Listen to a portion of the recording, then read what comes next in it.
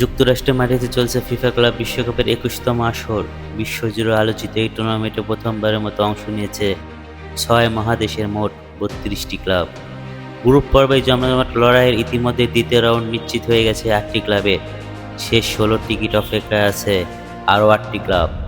অন্যদিকে হতাশ হয়ে এরই মধ্যে বিদায় নিশ্চিত হয়েছে ১৩টি ক্লাবের। গ্রুপ এ থেকে পালমেইরাস ব্রাজিল এবং ইন্টার মায়ামি যুক্তরাষ্ট্র ক্লাব উত্তীর্ণ হয়েছে।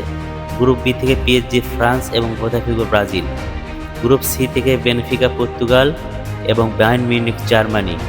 গ্রুপ ডি থেকে ফ্লামিঙ্গোর ব্রাজিল এবং চেলসির ইংল্যান্ড। ফিফা ক্লাব বিশ্বকাপে এখন গ্রুপ পর্বে খেলা চলছে, ফলে বাকি ৮ জায়গা পূরণ হবে পরবর্তী ম্যাচগুলোতে।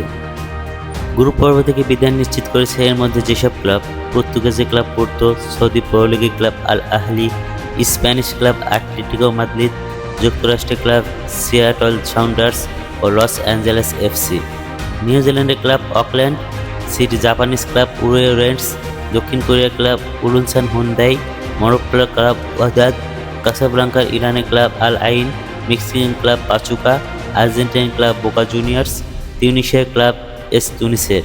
গ্রুপ পর্বে বাকি ম্যাচগুলো শেষ হলে চূড়ান্ত হয়ে যাবে নকআউট পর্বের ১৬ দলের তালিকা।